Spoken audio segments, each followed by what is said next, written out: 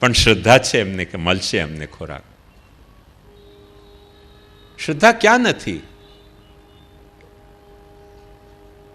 તમે ટ્રેનમાં બેઠા છો ને, તર્ક કરો કે જેમ મને ઊંઘ આવી રહી છે તેમ ડ્રાઈવરને પણ ઊંઘ આવશે. પછી ઊંઘ ઉડી જશે તમારી.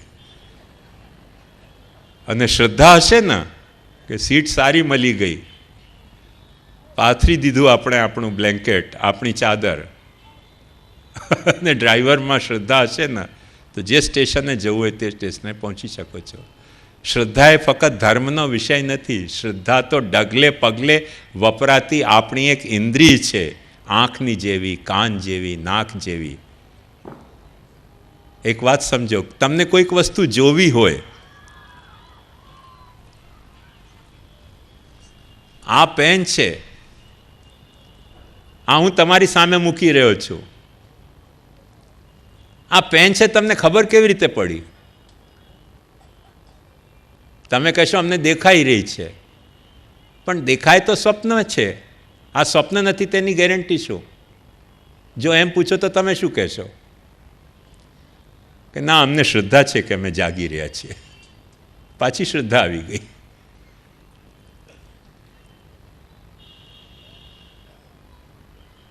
કોઈ જો એમ આર્ગ્યુમેન્ટ કરે કે તમે જાગી રહ્યા છો એનું પ્રમાણ શું? બહુ મોટા ઝેન સાધુ થયા, જૈન નહીં હો, ઝેન. એમણે એક બહુ મજેદાર વાત કહી છે કે એકને એક દિવસે સ્વપ્ન આવ્યું, અને સ્વપ્નમાં એમને એવું સ્વપ્ન આવ્યું કે પોતે તિતલી થઈ ગયા. તિતલીને શું કહેવાય ગુજરાતીમાં? હા, પતંગિયું. એ પતંગિયું બની ગયા. પતંગિયું બની ગયા. સવારે ઉઠ્યા ત્યારે એમને પાછો ધર્મ સંકટ ઊભો થઈ ગયો. કયો ધર્મ સંકટ? કે પતંગિયાને સ્વપ્ન આવ્યું કે હું છું, કે મને સ્વપ્ન આવ્યું કે હું પતંગિયો છું? નક્કી કેમ કરવું? દાખલા તરીકે ધારો કે મને પતંગિયો હોવાનું સ્વપ્ન આવ્યો, તો પતંગિયાને સ્વપ્ન આવી રહ્યો છો કે શ્યામ મનોહર છે, કે શ્યામ મનોહરને સ્વપ્ન આવ્યો કે પતંગિયો છે? નક્કી કેવી રીતે કરવું? તર્ક આમાં કામ નહીં કરે, શ્રદ્ધા જ કામ કરશે. શ્રદ્ધા ક્યાં નથી કામ કરતી? તમારી સેલ્ફ અવેરનેસ જે છે ને, તમારી પોતાની આત્મસભાનતા છે, તેમાં શ્રદ્ધા જ કામ કરી રહી છે. શ્રદ્ધા એટલી મોટી ઇન્દ્રિય છે ભગવાને આપણને આપેલી. એ ફક્ત ધર્મનો વિષય નથી. ડગલે પગલે હસ્તમિલાપ કરીએ છીએ, શ્રદ્ધાથી જ તો કરીએ છીએ. કોને ખબર છે કે જે હસ્તથી આજે આપણે મિલાપ કરી રહ્યા છીએ તે કાલે આપણને વેલણથી કૂટશે નહીં આપણું માથું? કોને ખબર છે? કૂટી શકે માથું એ જ વેલણથી. પણ શ્રદ્ધા છે તેથી હસ્તમિલાપ કરી રહ્યા છે ને. તો શ્રદ્ધા ક્યાં નથી? શ્રદ્ધા દરેક ઠેકાણ છે. શ્રદ્ધાનો શુદ્ધ અર્થ સમજો. શ્રદ્ધાનો અર્થ છે સ્વીકૃતિનો ભાવ. મેં આ સ્વીકાર્યું. મારામાં સ્વીકારની ક્ષમતા હોય તો હું સ્વીકારી શકું. માણસમાં સ્વીકારની ક્ષમતા ન હોય તો માણસ ન સ્વીકારી શકે. ઘણા લોકોને જ્યારે પોતાનો આત્મવિશ્વાસ ડગી જતો હોય છે, આત્મશ્રદ્ધા ડગી જતી હોય છે, ત્યારે સ્વીકારવાની શક્તિ ખોઈ દેતા હોય છે. જેમાં ઝેન મુનિની વાતમાં આવે, સાધુની વાતમાં આવે છે. એનો આત્મવિશ્વાસ ડગી ગયો એક સપનું જોતા કે ત્યારે હું પતંગિયાનું સ્વપ્ન કે પતંગિયો મારો સ્વપ્ન, એનો વિશ્વાસ, આત્મશ્રદ્ધા ડગી ગઈ. એટલે શ્રદ્ધા એ ધર્મની પહેલી પત્ની છે. આંધળી શ્રદ્ધા નહીં હો. ફરીથી હું તમને સાવધાન કર્યો છું. આંધળી શ્રદ્ધાની સ્વીકૃતિનો ભાવ. સ્વીકૃતિનો ભાવ કે શ્રી કૃષ્ણ મારો રક્ષક છે, આ શ્રદ્ધા છે. નાના બાળકના કાનમાં જ્યારે આપણે મંત્ર બોલીએ, કે જ્યારે આપણે સભાનતાથી અષ્ટાક્ષર લેતા હોઈએ છીએ, આપણને ક્યાં ખબર છે કે શ્રી કૃષ્ણ એટલે શું, અને શ્રી કૃષ્ણ મારું શરણ છે, એ શરણનો અર્થ શું? ઘણા લોકોને ચિંતા થતી હોય છે કે શ્રી કૃષ્ણ મારું શરણ છે નું મતલબ મારી શરણમાં શ્રી કૃષ્ણ છે કે હું શ્રી કૃષ્ણની શરણમાં હું છું? અર્થ કેવી રીતે કરવો? એનો અર્થઘટન જ નથી થતો. એટલે ઘણા લોકોને ખબર નથી હોતી કે શરણનો મતલબ શું. આપણે ગુજરાતીનો શરણ આમાં સમજતા હોઈએ છીએ. સંસ્કૃતમાં ગુજરાતીનો જે શરણનો અર્થ છે તે સંસ્કૃતનો અર્થ નથી. સંસ્કૃતમાં શરણનો અર્થ છે ઘર કે રક્ષક. જ્યારે આપણે એમ કહીએ કે શ્રી કૃષ્ણ શરણમ મમ, તો એક અર્થ થાય કે શ્રી કૃષ્ણ એક એવો નિવાસ સ્થળ છે, એક એવો દિવ્ય નિવાસ છે કે જેમાં હું વસી રહ્યો છું.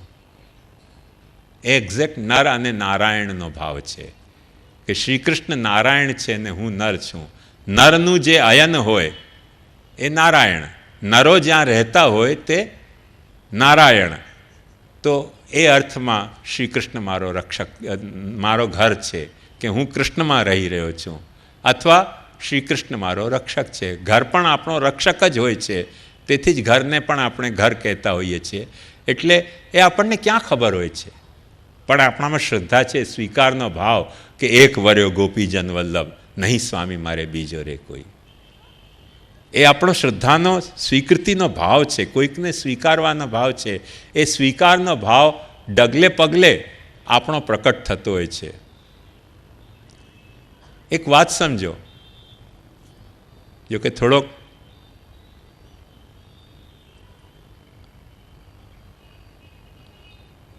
વિચિત્ર જોક છે, પણ એક પંડિતજી ઉપદેશ આપતા હતા શ્રદ્ધા અને વિશ્વાસનો.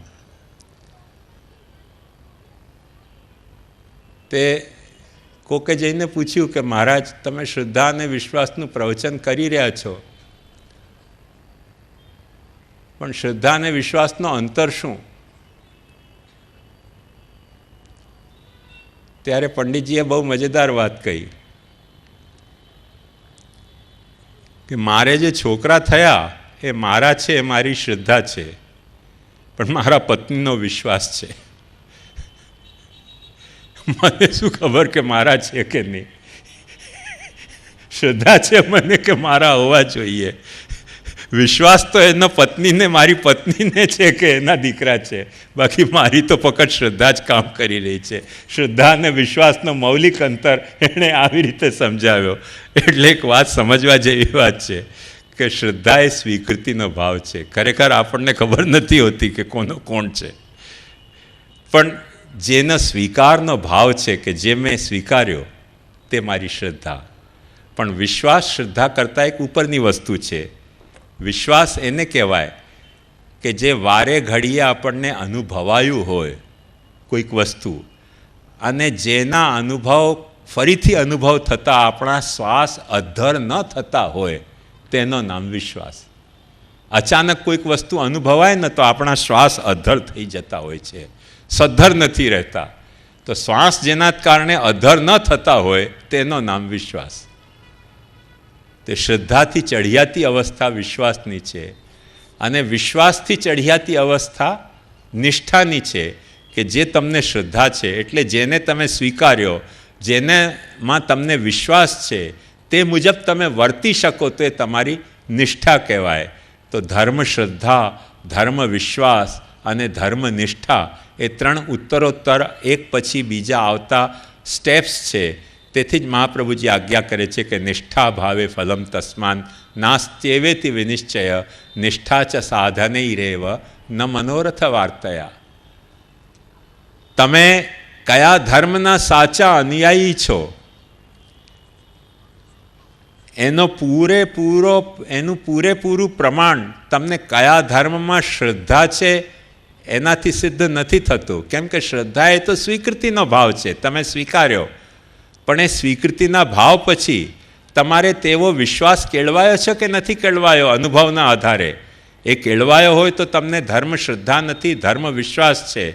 અને એ વિશ્વાસ મુજબ તમે ધર્મને આચરી શકો છો કે નથી આચરી શકતા, તે મુજબનું સાધન તમે કરી શકો છો કે નથી કરી શકતા. કરી શકતા હો તો તમારી ધર્મમાં નિષ્ઠા છે. અને મહાપ્રભુજી આજ્ઞા કરે છે કે કોઈ પણ ધર્મ સફળ ત્યારે જ થાય છે કે જ્યારે ધર્મ નિષ્ઠા હોય, ત્યારે તમારી શ્રદ્ધા વિશ્વાસમાં કેળવાય, વિશ્વાસ નિષ્ઠામાં કેળવાય, ત્યારે નિષ્ઠા ફલમાં ફૂલતી હોય છે. એટલે શ્રદ્ધા, વિશ્વાસ, નિષ્ઠા અને સફળતા એ ઉત્તરોત્તર આવતા ધર્મના એક સ્ટેપ્સ છે. તેમાં પહેલી ધર્મની પત્ની શ્રદ્ધા છે, પણ શ્રદ્ધા એ ધર્મની પ્રથમ પત્ની છે. તેની બીજી પણ ઘણી બધી ધર્મને વરનારી બીજી પણ ઘણી બધી પત્નીઓ છે. તેનું આપણે જોઈએ વિવરણ. અને કહે છે કે બીજી ધર્મની પત્ની છે મૈત્રી. બહુ જ સુંદર વાત છે. હું એક ધર્મને સ્વીકારી ચૂક્યો, એ શરણાગતિ હોય, સમર્પણ હોય, સેવા હોય કે ભક્તિ હોય. કોઈ કર્તવ્યને મેં જ્યારે ધર્મ તરીકે સ્વીકાર્યો, તેને બીજો સ્વીકારતો હોય તેનામાં મને જો મૈત્રી ભાવ નથી આવતો, મતલબ કે મેં એ કર્તવ્યને ધર્મ તરીકે નથી સ્વીકાર્યો, પણ કોઈક લાભને કારણે સ્વીકાર્યો છે. કોઈ પણ કર્તવ્યને આપણે ધર્માર્થ સ્વીકારી શકીએ, ધનાર્થ સ્વીકારી શકીએ, કામ સુખાર્થ સ્વીકારી શકીએ, મોક્ષાર્થ સ્વીકારી શકીએ. ઘણા બધા હેતુઓથી આપણે ઘણા બધા કર્તવ્યોને સ્વીકારી લેતા હોઈએ છીએ. ધર્માર્થ સ્વીકારવો એક સ્વીકાર. આમાં એક સૂક્ષ્મ અંતર સમજવા જેવું છે કે કોઈ કર્તવ્યને આપણે ધર્માર્થ સ્વીકારીએ અને કોઈ કર્તવ્યને આપણે ધર્મ રૂપે સ્વીકારીએ. બહુ સૂક્ષ્મ અંતર છે. ધ્યાનમાં લેશો તો ધ્યાનમાં લેશો તો મજા આવશે તમને.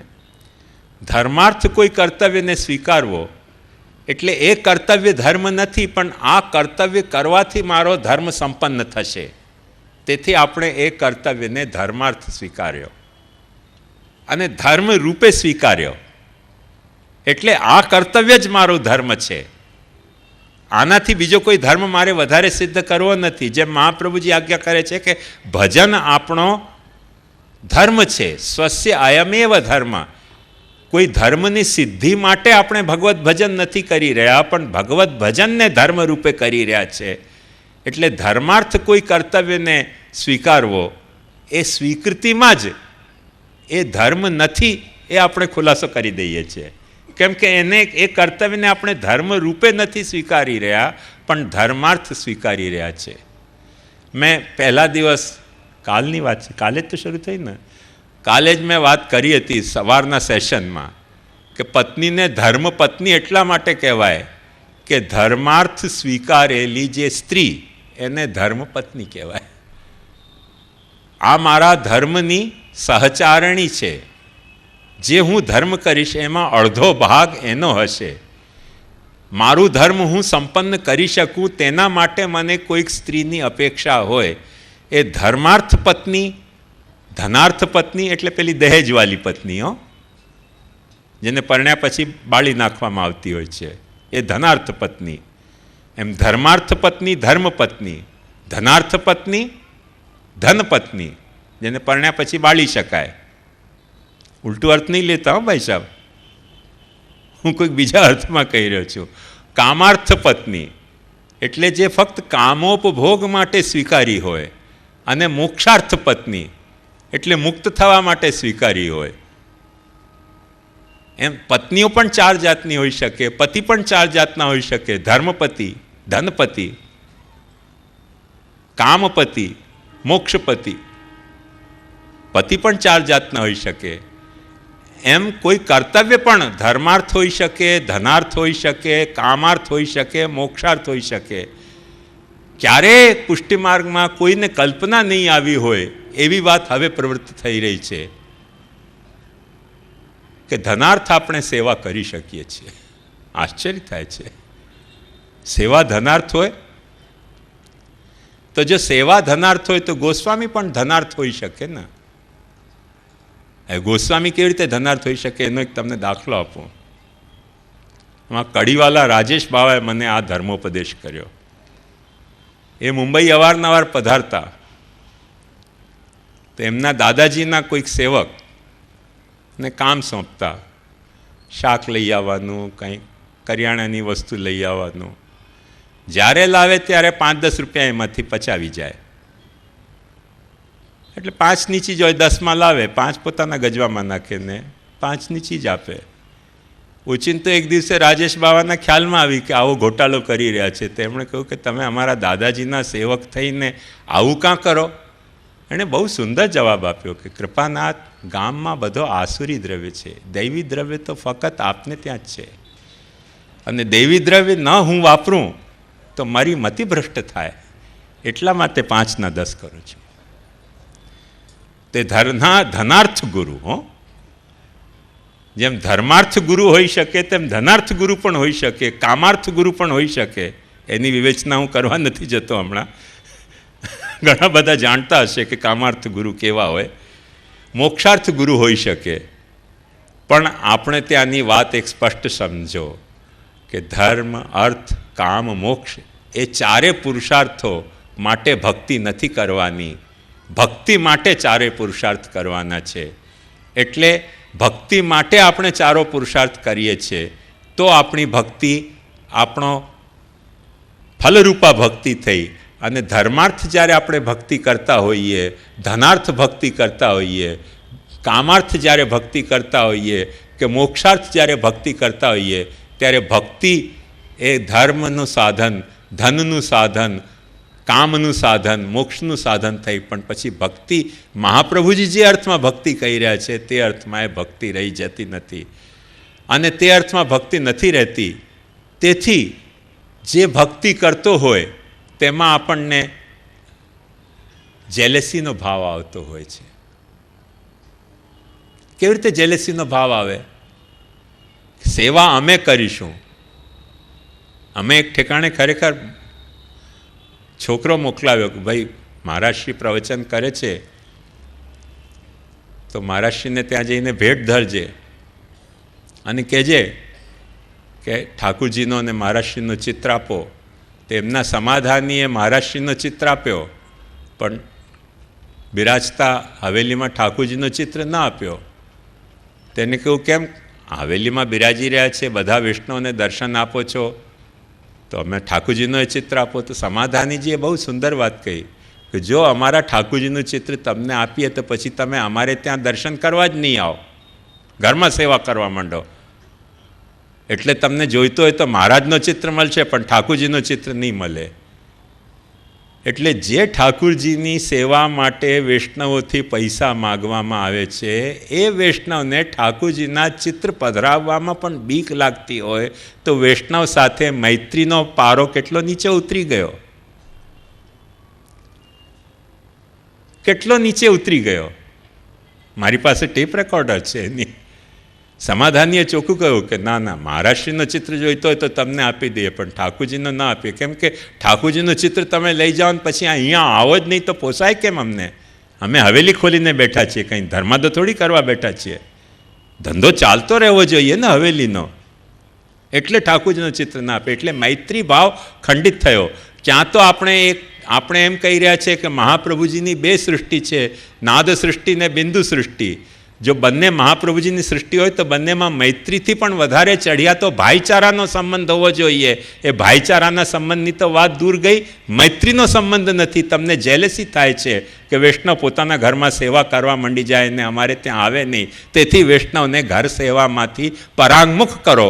જેટલો પરાંગમુખ કરો, અપરસના બહાને પરાંગમુખ કરો, અન્યાશ્રયના બહાને પરાંગમુખ કરો, એને રાગ, નેગ, ભોગ, રાગ, વૈભવના બહાનાથી પરાંગમુખ કરો. જેમ બને તેમ એને સેવાથી પરાંગમુખ કરો. સેવાથી પરાંગમુખ કરો અને સેવાનો ગીત ગાતા રહો એટલે લલચાઈને જાય નહીં તો જશે ક્યાં?